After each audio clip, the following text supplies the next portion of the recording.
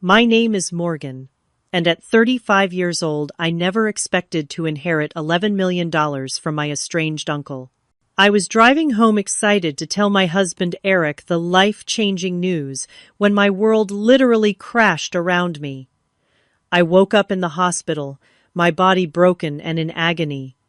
Hours passed, then days, but Eric never showed up.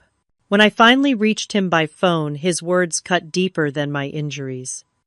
Now, as I lay here watching him walk in with his new wife, I never expected her to look at me and scream those words. If you are watching this now, please hit like, subscribe, and let me know where you are watching from, as I share how my life fell apart and came back together in ways I never imagined. My relationship with my Uncle James was complicated at best. He was my father's older brother, but they had a falling out decades ago over the family business. The rift was so deep that our families barely acknowledged each other at rare holiday gatherings. Despite this, I had fond memories of visiting his sprawling countryside estate as a child. Those brief visits always felt magical, with Uncle James showing me his collection of rare books and telling stories of his business adventures abroad. Uncle James was a self-made millionaire who built an empire in real estate development. His business acumen was legendary in our small town, but his personal life was notably empty. He never married or had children, throwing himself completely into his work instead. What I did not know until much later was that he had been secretly keeping tabs on me through the years. "You remind me of myself at your age," he once told me during one of our rare meetings when I was 12. "Smart, stubborn, and not afraid to speak your mind." After I graduated college and moved away, Uncle James began sending me birthday cards and occasional letters. I would respond politely, but briefly, unsure how to bridge the family divide. The letters contained mundane updates about his life, business insights, and occasional questions about mine. I never realized he was carefully building a connection with me, the niece he barely knew. 6 months before the accident, Uncle James was diagnosed with advanced heart disease. When I heard the news from a distant cousin, I decided to visit him at the hospital. I remember how frail he looked, a shadow of the imposing figure from my childhood, yet his eyes lit up when I walked into the room. "Morgan," he said, his voice barely above a whisper, "I always knew you would come back." That visit turned into weekly ones. We talked about everything from philosophy to politics, making up for lost time. He never mentioned the feud with my father, and I never asked. It was as if we had silently agreed to start fresh. "Life is too short for grudges," he told me during one of our last conversations. I learned that lesson too late. 3 months later, he passed away peacefully in his sleep. I mourned him more deeply than I expected to. As for Eric, our love story began 7 years ago at an art exhibition in downtown. I was there writing a piece for the local lifestyle magazine where I worked. Eric was one of the featured artists, his abstract paintings drawing considerable attention. He had this confidence about him, a passion when he spoke about his work that was magnetic.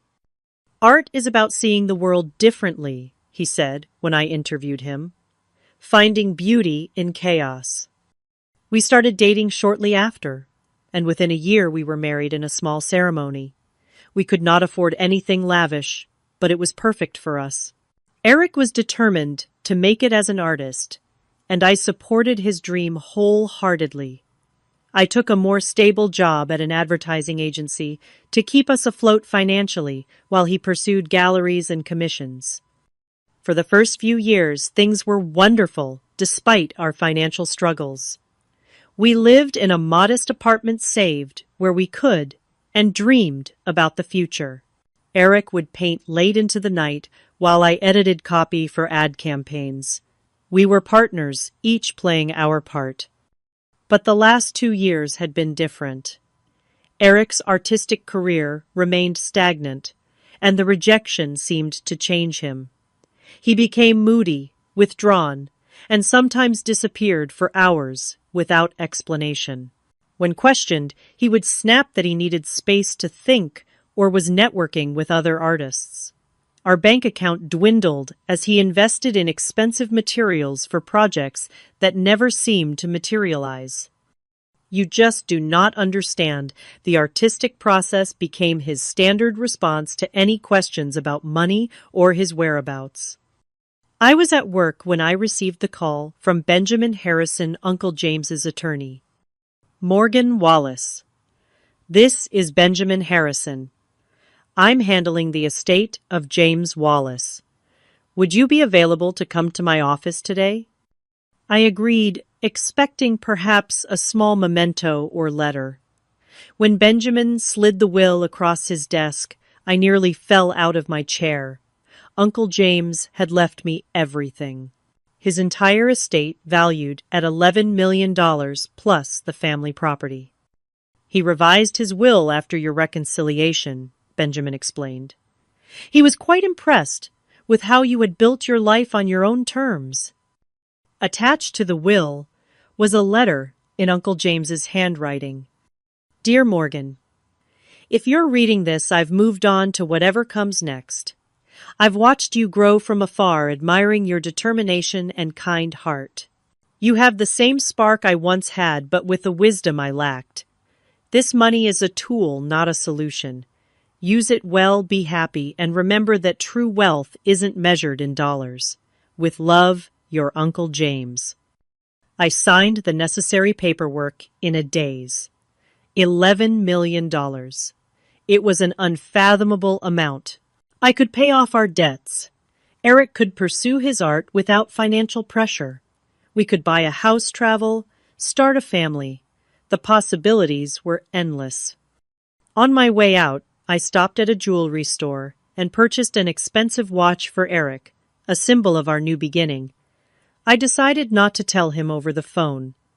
News like this deserved a proper celebration. I called him anyway, just to say I was coming home early with good news.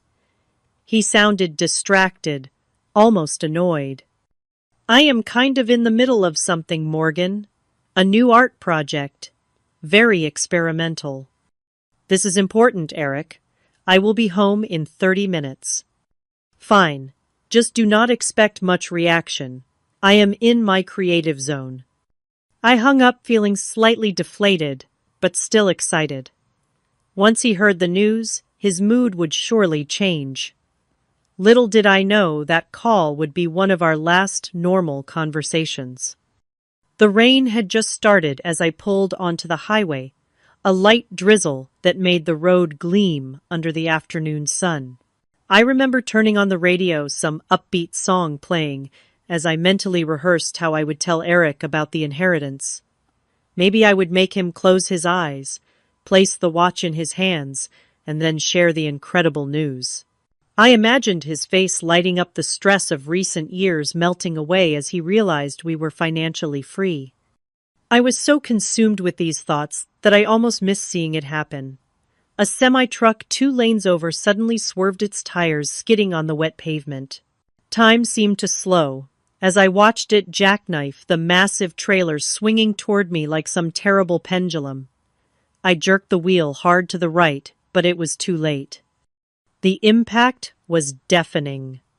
Metal crunched against metal as my car spun violently. The airbag exploded into my face with shocking force. Through the chaos, I remember seeing the watch box fly open, the expensive timepiece sliding across the dashboard in slow motion. My last conscious thought was strangely about a roadside billboard advertising family insurance with the tagline, "Protect what matters most." Then darkness. I awoke to the steady beep of heart monitors and the antiseptic smell that only hospitals have. My entire body felt like it had been run through a meat grinder. Even breathing sent sharp pains through my chest. I tried to move and immediately regretted it. "Easy there," a gentle voice cautioned. "You need to stay still."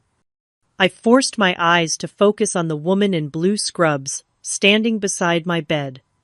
Her name tag read, Sarah Winters, RN. What happened? My voice came out as a rasp. You were in a serious accident on Highway 65, Sarah explained, checking one of my IV lines. You have been unconscious for almost 2 days. 2 days. The information landed like a brick. My husband, does Eric know I am here? Sarah's expression shifted subtly. We contacted the emergency number in your phone. Left several messages. But he has not come. Even in my drugged state, I felt a stab of confusion. Not yet. But I am sure he will soon, she added, though her tone lacked conviction. Later that day, Dr. Daniel Foster came to explain the extent of my injuries: 3 broken ribs, a severe concussion, a compound fracture in my right leg requiring surgical pins, and various lacerations and contusions. I would need weeks of hospitalization, followed by months of physical therapy. You were extraordinarily lucky, he said. The driver of the truck that hit you did not survive. Lucky? I did not feel lucky as I lay there unable to reach my husband. I tried calling Eric's phone repeatedly, but it went straight to voicemail. I sent text messages that showed as delivered but remained unanswered. Each passing hour without response amplified my anxiety. Sarah became my primary nurse and increasingly my confidant. She would check on me even when not assigned to my room, bringing extra pudding cups, or just sitting with me when her shift allowed. Still, no word, she asked on the 3rd day, helping me sit up to eat. I shook my head, wincing at the movement. I do not understand. Even if his phone died, he would know something was wrong when I did not come home. On day 4, I finally received a text from Eric Hurd about accident. Really busy with breakthrough project. Will visit when things calm down. No questions about my condition. No offer to help. Just nothing. That does not sound right, Sarah frowned when I showed her the message. Do you have friends who could check on him? I called my friend Melanie, but she sounded strange on the phone, making excuses about why she could not visit yet. When I pressed her about Eric, she quickly changed the subject. By the end of the first week, I had become increasingly suspicious. Using Sarah's tablet, I checked social media and found something that made my blood run cold. Eric had checked in at Artemis Gallery, an exclusive art club known for its wealthy patrons, with a caption about celebrating new beginnings. With shaking hands, I called his number again. This time, he answered. What, his voice was annoyed with music playing in the background. Eric, I am in the hospital. I have been here for a week. Where are you? A pause. Look, Morgan, I am in the middle of something important.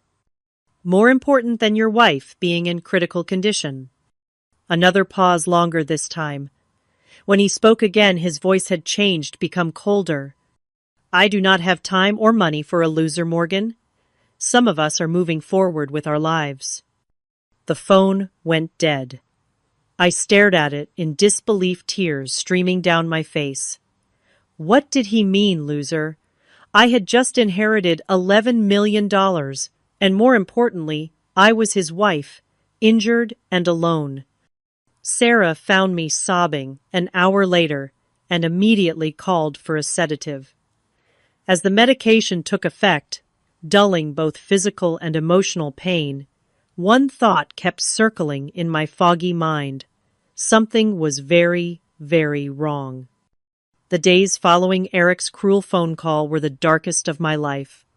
I refused food, barely slept, and cried until I had no tears left. The physical pain of my injuries paled compared to the emotional devastation. 7 years of marriage, and this was how it ended. With a dismissal so cold, it felt like talking to a stranger. Sarah became concerned enough to call in Dr. Jessica Parker, the hospital's psychologist.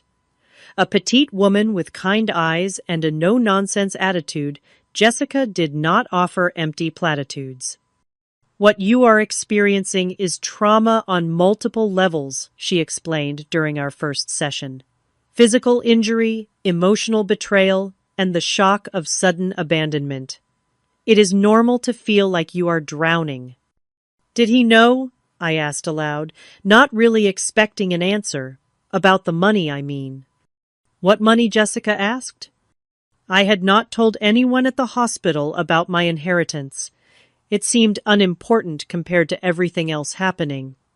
But now I wondered if it was the key to understanding Eric's behavior. I inherited $11 million the day of my accident, I explained. I was on my way to tell Eric when the crash happened. Jessica's eyebrows shot up. That certainly adds another dimension to consider. 2 days later, Melanie finally visited. She entered my room cautiously, clutching a small bouquet of flowers and looking everywhere but at me. "You look terrible," she blurted, then immediately grimaced. "Sorry that came out wrong." "Why have you been avoiding me?" I asked directly. The medications had dulled my capacity for social niceties. Melanie sat heavily in the visitor's chair, flowers forgotten in her lap. "I did not know what to say, Morgan. Everything is so messed up. Tell me what is going on with Eric." She fidgeted with her wedding ring, twisting it nervously. He is with someone else now, a woman named Vanessa."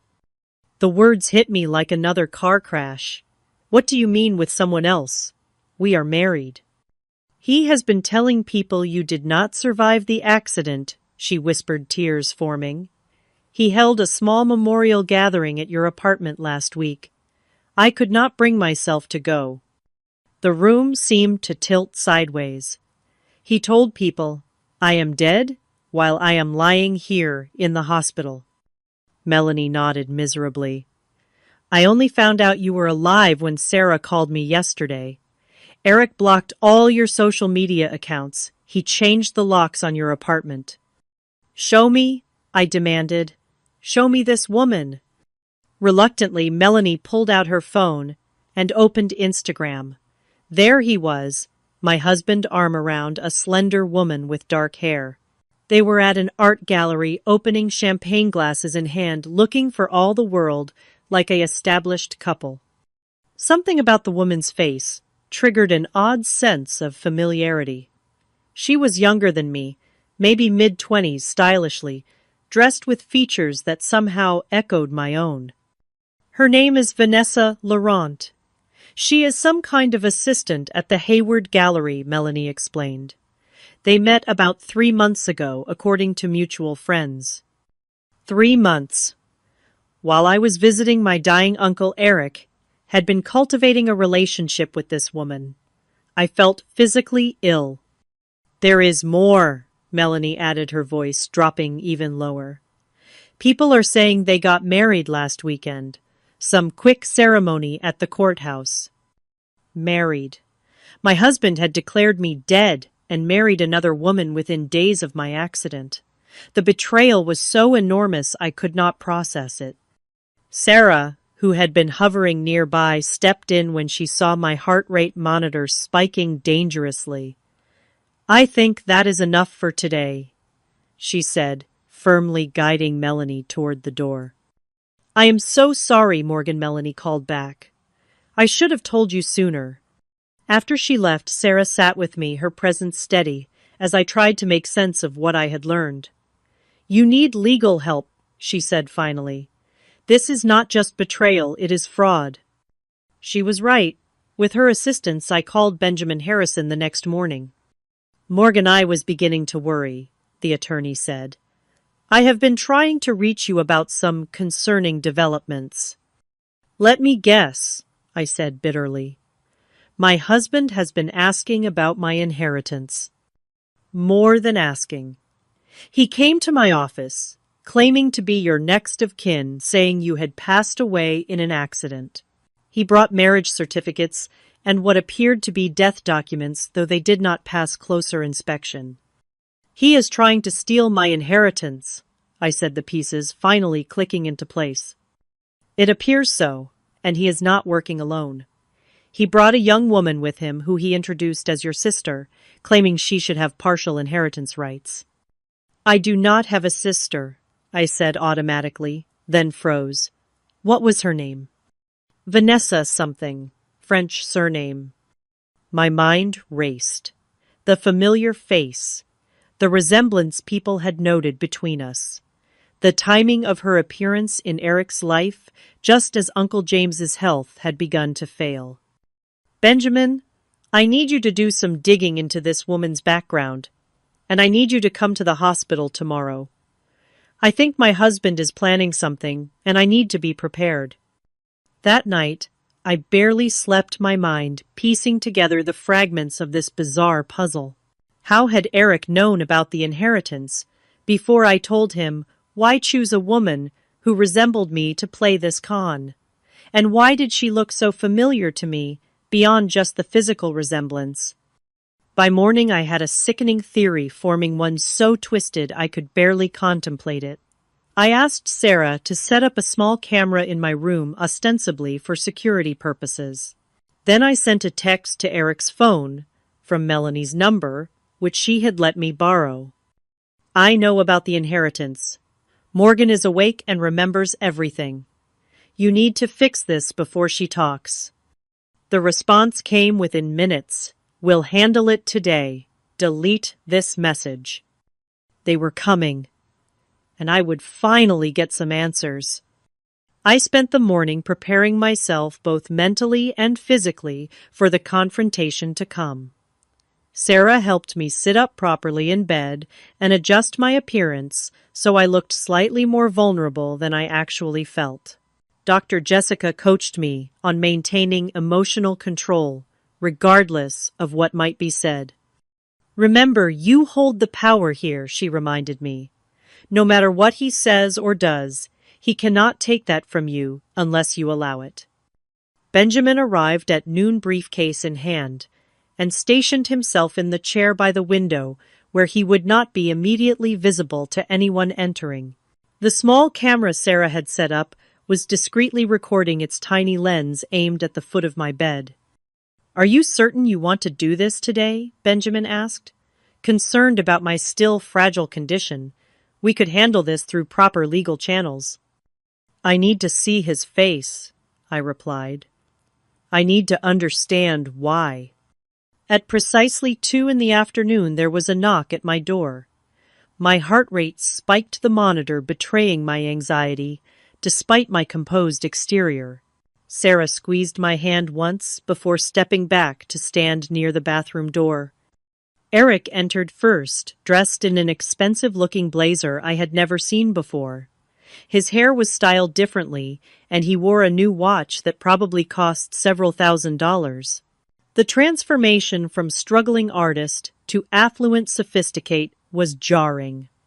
His expression as he saw me was not surprise or relief, but annoyance quickly masked by false concern. Morgan, he said, his voice theatrical. You are awake.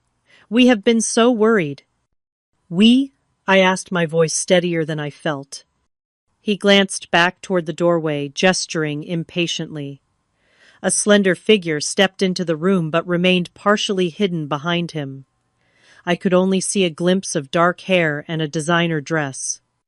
You remember Vanessa, of course, he said smoothly. Your cousin's daughter.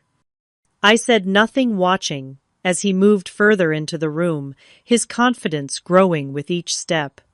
He had always been an actor at heart, convincing in whatever role he chose to play. Today, he had cast himself as the concerned husband. The doctors say your memory might be affected by the accident, he continued. So many things have happened while you have been unconscious. Like you telling everyone I was dead? I asked quietly. His step faltered momentarily before he recovered. A terrible misunderstanding. When they first brought you in, they thought you might not make it. I was devastated. Some people misinterpreted my grief. And the new apartment. The art gallery celebrations. The marriage license. His eyes narrowed, slightly calculating. You have been listening to gossip, darling. Not good for your recovery. What matters now is getting you well and sorting out the financial aspects of your situation. He pulled some papers from his inner pocket. The doctors mentioned you might not be able to handle your affairs for some time. I have brought some simple forms authorizing me to manage things while you recover. I almost had to admire the performance. If I had been heavily medicated or confused, I might have believed his concerned act. But I could see the coldness behind his eyes, the impatience in the way he held out the papers. You mean the $11 million I inherited? I asked bluntly. His expression flickered surprise, quickly masked. You remember that? Yes, of course. Such a blessing, but also a responsibility. In your condition, the stress of managing such funds could impede your recovery. How thoughtful of you to worry about that. He smiled, mistaking my calm for compliance. I have always had your best interests at heart, Morgan. Is that why you blocked my social media accounts? Changed our apartment locks? Told my friends I was dead? Eric's facade began to crack. You are confused. The medication. Show her the video, Benjamin said suddenly, standing up from his chair. Eric spun around, genuinely startled. Who the hell are you? Benjamin Harrison, Mrs. Wallace's attorney. And you must be the husband who has been attempting to defraud his injured wife. Benjamin set his tablet on the bed tray, playing security footage from his office, showing Eric and a young woman presenting falsified death certificates and claiming inheritance rights. That is enough, Eric snapped, moving to grab the tablet. Do not touch that, Sarah warned, stepping forward. Hospital security is right outside. The woman who had remained near the doorway finally moved forward, curiosity apparently overcoming caution. As she approached the bed, I got my first clear look at her face. The resemblance was even more striking up close. Same shaped eyes, similar nose. Even the way she carried herself reminded me of myself at a younger age. But there was something else, something that triggered a deep, almost primal recognition. Vanessa stared at me, her expression shifting from nervous to confused to shocked. Her face paled dramatically as our eyes locked. Oh my God, she whispered, her voice shaking. She is my mother. The room went completely silent. Eric lunged toward her, grabbing her arm. Shut up, he hissed. Stick to the plan. But Vanessa was transfixed, staring at me as if seeing a ghost. With trembling hands, she reached into her purse and pulled out a worn photograph. I have been looking for you my entire life, she said, her voice breaking, as she held out the photo for me to see.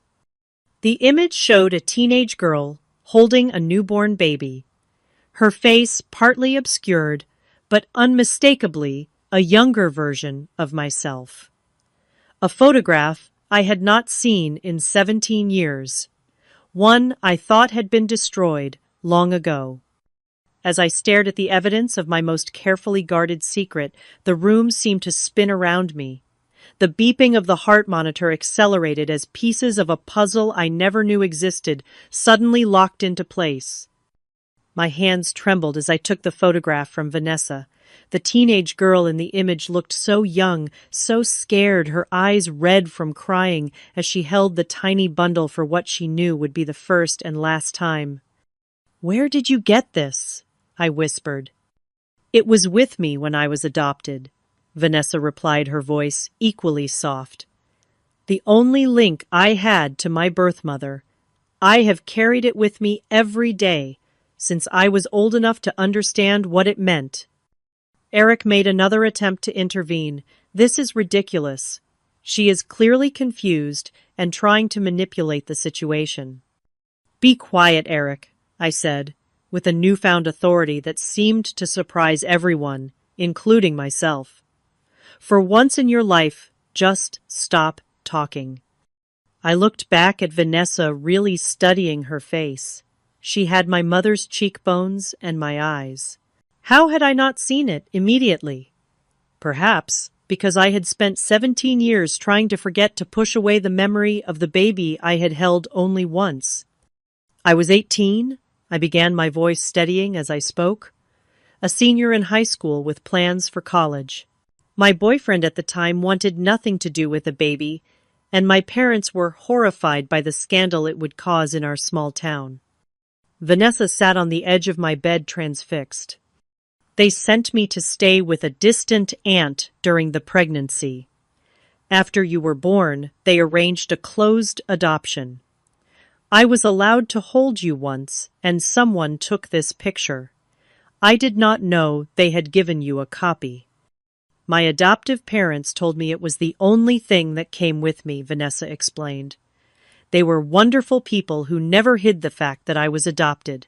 When I turned 18, they supported my decision to search for my birth mother. How did you find Eric Benjamin? Asked his lawyer's mind, still focused on unraveling the scheme. Vanessa looked uncomfortably at Eric, who stood rigid with anger by the window. I did not find him. He found me, she admitted. About 3 months ago, he approached me at the gallery where I work. He said he knew who my birth mother was. The pieces clicked into place with sickening clarity. The memory box, I said, looking at Eric. You found it when we moved last year. Eric said nothing, but his expression confirmed my suspicion. I had kept a small wooden box with a few mementos from that period of my life, the hospital bracelet, a tiny hat, and a copy of that photograph. I thought I had hidden it well, but apparently not well enough. He told me you had been searching for me too, Vanessa continued. That you were wealthy but estranged from your family and wanted to reconnect but were afraid of rejection. And when did marriage enter the picture? I asked, unable to keep the bitterness from my voice. Vanessa flushed with shame. It happened gradually. He was so attentive, so interested in helping me connect with you. When he proposed 2 weeks ago, saying it would make you happy to see me settled with someone you trusted, it seemed romantic. Then I had my accident, and suddenly I was more valuable dead than alive, I concluded. Eric finally broke his silence. You have no proof of anything. This is all circumstantial and emotional manipulation. Benjamin cleared his throat. Actually, we have quite a bit of evidence, including your attempts to access Morgan's accounts, falsified death certificates, and now this recorded confession. Not to mention bigamy, as you are still legally married to Morgan. What I do not understand, Sarah interjected, is why go through all this elaborate scheme? Why not just stay married to Morgan and enjoy the inheritance together? I looked at Eric, really looked at him, seeing him clearly, perhaps for the first time, because he never loved me. I was convenient, a steady income, while he pursued his artistic dreams. But $11 million, that required a bigger plan. The will has a special provision, Benjamin explained. If Morgan had died without children, a significant portion would have gone to charity. But with a direct descendant, the entire inheritance would stay in the family, I finished. And as Vanessa's husband Eric would have influence over those funds. Vanessa stood up, suddenly moving away from Eric. You used me. All those things you said about caring for me, about building a future together. Do not be naive, Eric snapped. It was a mutually beneficial arrangement. You wanted to find your birth mother, I helped. The money was just a bonus. By declaring me dead and marrying my daughter, I asked incredulously. Half the inheritance would have gone to her anyway once the relationship was discovered. Eric argued, his true nature now fully exposed. I was just expediting the process. By committing fraud, Benjamin pointed out, and potentially murder if Morgan had died from her injuries without regaining consciousness. Eric's face hardened. You cannot prove that. We do not need to, I said quietly. You have done enough damage already. I turned to Vanessa, whose world had clearly been shattered. I am so sorry you were dragged into this. She wiped tears from her eyes. All my life I imagined finding my birth mother. Never like this. Eric made a sudden move toward the door. This is absurd. I am leaving. I would not advise that, Benjamin said calmly.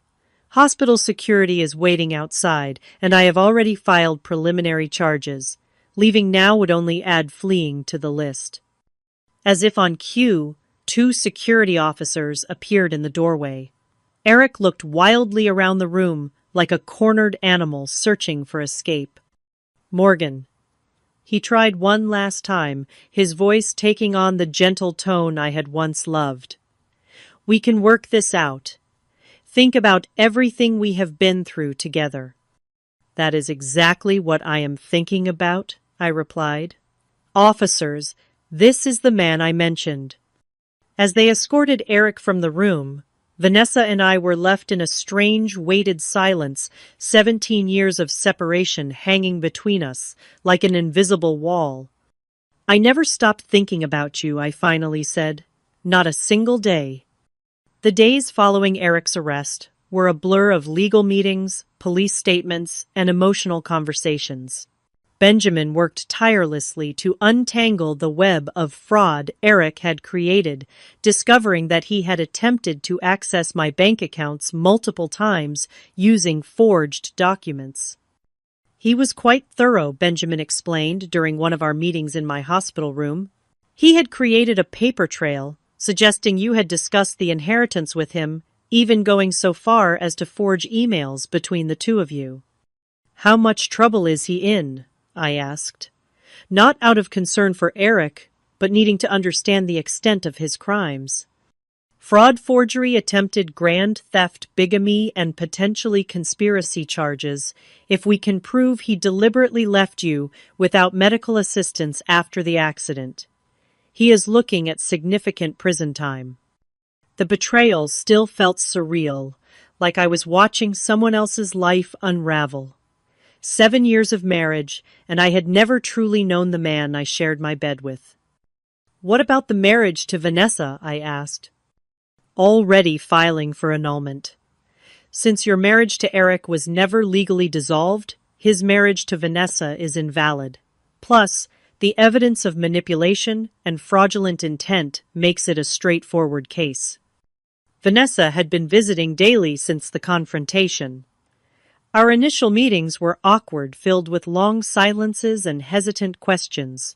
How do you begin a relationship with the daughter you gave up 17 years ago, especially under such bizarre circumstances?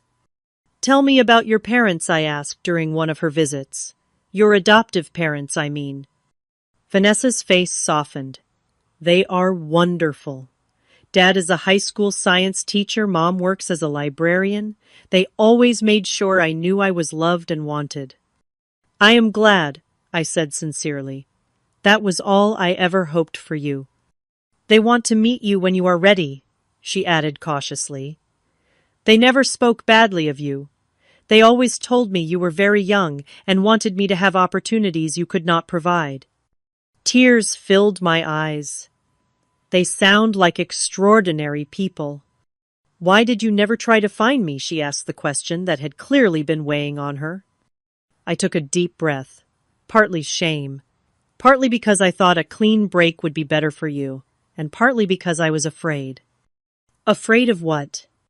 That you would hate me for giving you up, that you would ask questions I did not have good answers for, that seeing you happy with another family would break my heart all over again. Vanessa reached out tentatively and took my hand. I could never hate you. I have questions, yes, but I understand you were just a teenager, faced with an impossible situation. Her forgiveness so freely given broke something open inside me. For the first time since the accident, I wept, without restraint, releasing 17 years of guilt and regret. Sarah, who had been checking my vitals, quietly left the room to give us privacy. While my emotional wounds began, the slow process of healing my physical recovery continued as well. The surgeons had done excellent work on my leg, but the road to full mobility would be long. Physical therapy sessions were grueling, often leaving me exhausted and discouraged. "You are making remarkable progress," Dr. Foster assured me during one follow-up examination. "Many patients with your injuries would still be bedridden." "I have good motivation," I replied, glancing at Vanessa, who had taken to attending my therapy sessions for moral support. Benjamin visited again with news about the inheritance situation. "Given the circumstances, I believe we should discuss how you want to handle the estate, particularly in light of Vanessa's relationship to you." I had been thinking about this extensively. Uncle James left everything to me because he did not know about Vanessa. Had he known he had a great niece, I believe he would have included her. "So you want to split the inheritance," Benjamin clarified. "Yes, equally." Vanessa immediately protested. "Morgan, no. That money is yours. I never came looking for you because of money." "I know that," I assured her. "But you are family, my family, and I have 17 years of birthdays and Christmases to make up for." 2 weeks after Eric's arrest, I received a visit from Detective Laura Jennings, the officer handling the case. "We found something concerning when executing the search warrant on your apartment," she explained, placing a sealed evidence bag on my bed tray. Inside was a small bottle of pills with a pharmacy label in my name, but for medication I had never been prescribed. "These are powerful sedatives, often used to treat severe insomnia," Detective Jennings explained. "According to the prescription date, they were filled 3 days before your accident." "I have never had trouble sleeping," I said, confused. "I have never seen these before." "We are investigating the possibility that your husband may have been medicating you without your knowledge. Several of your neighbors reported hearing arguments in the weeks before your accident, and one mentioned you seemed unusually tired and disoriented during your last conversation." The implication was clear and chilling. Had Eric been planning to get rid of me even before learning about the inheritance? Had the crash simply provided a convenient opportunity to accelerate his plans? "We may never know the full extent of what he intended," Detective Jennings admitted. "But rest assured, we are building the strongest case possible." As my discharge date approached, practical concerns began to surface. I could not return to the apartment I had shared with Eric, both for legal and emotional reasons. Hotels were not suitable for someone still requiring medical care and physical therapy. "You could stay with me," Vanessa offered. "My place is small, but it has an elevator and no stairs." I could not impose like that, I protested. "It is not an imposition. I want to help," she insisted, then added with a small smile. "Besides, we have a lot of catching up to do." Sarah, who had become a dear friend throughout my hospital stay, had another suggestion. "What about your uncle's property Benjamin mentioned? It is sitting empty." The idea took root. The countryside estate where I had spent those few magical childhood days was now mine. It would need updating and modifications to accommodate my recovery needs, but it offered a fresh start away from the painful memories of my life with Eric. "It is over an hour from the city," I mused. "Vanessa, that would be a long commute for you to the gallery." She looked down, fidgeting with her purse strap. "Actually, I quit the gallery job last week. Too many memories of how Eric manipulated me there." "What will you do now?" She hesitated before answering. "I have been thinking about going back to school. I always wanted to study psychology, maybe focus on helping adoptees and birth parents navigate reunions." The serendipity of the moment was not lost on me. "The estate has plenty of room. You could stay there while you figure things out. If you want to, of course." The look of hope on her face was answer enough. Somehow, from the wreckage of betrayal and pain, a new kind of family was emerging, one built on truth and choice rather than deception. 6 weeks after the crash that changed everything, I was finally discharged from the hospital. Leaving the place that had been my home during this transformation felt strangely emotional.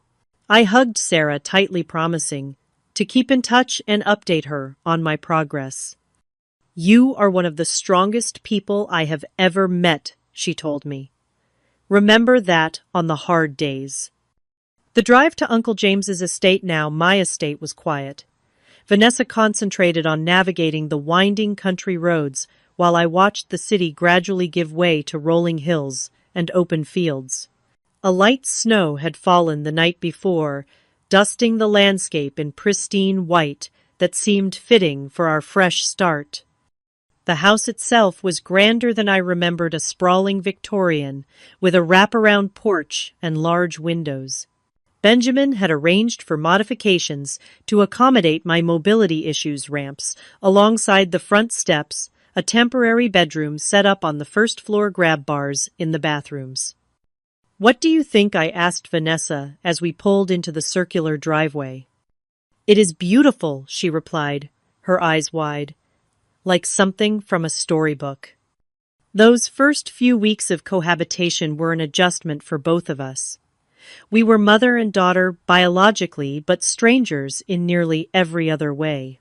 We circled each other cautiously, learning each other's habits and preferences, finding our rhythm in this new shared life. I discovered that Vanessa was a morning person who sang in the shower. She learned that I could not function without coffee and preferred silence until my second cup. Small revelations that gradually built a bridge between us.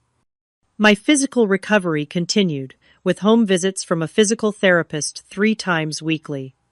The pain was constant, but evolving, sharp stabs giving way to dull aches as my body slowly healed. I graduated from a wheelchair to a walker, then to crutches, each transition a small victory celebrated with cupcakes that Vanessa would bring home from the local bakery. The emotional healing was more complicated.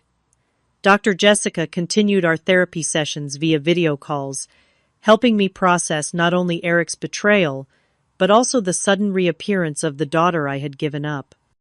Relationships built under extreme circumstances can be intense but fragile, she cautioned. Give yourself and Vanessa time to develop a sustainable connection. Taking her advice, Vanessa and I began establishing rituals that helped normalize our unusual situation. Sunday movie nights, Thursday cooking experiments, daily walks around the property as my mobility improved. We talked about everything and nothing, filling in the 17-year gap in our shared history. One evening, about 3 months after moving to the estate, Vanessa hesitantly brought up a subject we had both been avoiding. "I would like you to meet my parents," she said. "My adoptive parents, I mean." My stomach tightened with anxiety. "Do they hate me?" "No," she said firmly. "They have always spoken of you with respect. They understood you were in an impossible situation." The meeting was arranged for the following weekend. I spent days worrying about what to wear, what to say, how to thank them for raising the daughter I could not keep. When the day arrived, I was a bundle of nerves pacing the front hall with my cane. Mark and Diana Laurent turned out to be exactly as Vanessa had described: kind, unpretentious people who greeted me with warmth rather than judgment. "We have always considered ourselves the custodians of Vanessa until you could be part of her life again," Diana told me over tea. "We are so grateful that day has come, even under these difficult circumstances." Their generosity of spirit humbled me. Instead of seeing me as a threat to their relationship with Vanessa, they welcomed me as an addition to their family circle. By the end of their visit, we had made plans for holidays and future gatherings, expanding our unconventional family even further. The legal proceedings against Eric continued in the background of our new life. I attended court hearings when required, facing him across the courtroom with a strength I did not know I possessed. He had lost the charismatic charm that once defined him, appearing sullen and diminished in his orange jumpsuit. When he was finally sentenced to 8 years for fraud and related charges, I felt no satisfaction, only a quiet relief that this chapter was truly closing. "Do you still love him?" Vanessa asked me once, after a particularly difficult hearing. "No," I answered truthfully. "I mourn the person I thought he was, but that person never existed. He was a character Eric created like one of his paintings." As the seasons changed, so did the estate. We planted a garden in spring, transforming the neglected grounds into something vibrant and alive. I found unexpected joy in nurturing growing things, perhaps, because it paralleled my own rebirth. Following Benjamin's financial advice, we established a charitable foundation in Uncle James's name, focusing on supporting young single mothers and promoting ethical adoption practices. The irony of using my inheritance this way was not lost on me, but it felt right a way of creating meaning from my own painful experience. Vanessa enrolled in university that fall, commuting to classes while continuing to live at the estate. Her passion for psychology was evident in how she approached everything, always considering the deeper motivations behind behaviors and choices. "You would have been a terrible artist's wife," she told me one evening, as we sat on the porch watching the sunset. "Too practical, too grounded." "And yet I tried to be one for 7 years," I replied with a rueful smile. "Because you thought love meant supporting someone else's dreams at the expense of your own." Her insight struck me deeply. "When did you get so wise?" "I had good parents," she said simply. "All 3 of them." As my physical recovery plateaued, I began considering what I wanted for my own future. The advertising career I had pursued mainly to support Eric's artistic ambitions no longer appealed to me. With financial security now assured, I had the freedom to reinvent myself completely. I started writing initially just as therapy, but eventually with more serious intent. My story, fictionalized but emotionally true, began to take shape as a novel. The process was cathartic, transforming pain into purpose. 1 year to the day after the accident, we held a small gathering at the estate. Sarah came along with Benjamin, Detective Jennings, Dr. Jessica, Melanie, and Vanessa's adoptive parents. People who had supported us through the darkest times, now sharing in the light. As I looked around at these faces, at the unlikely family we had created from the wreckage of betrayal, I was struck by the strange alchemy of life, its ability to transmute lead into gold if given enough time and pressure.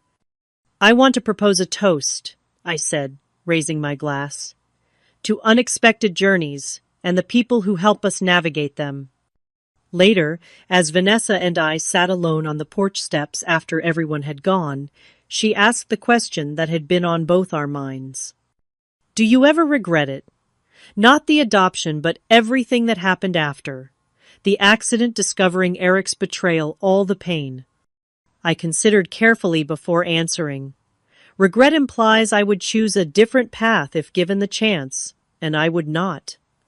Not if it meant not finding you again. Money can reveal people's true characters, stripping away pretense and exposing what lies beneath.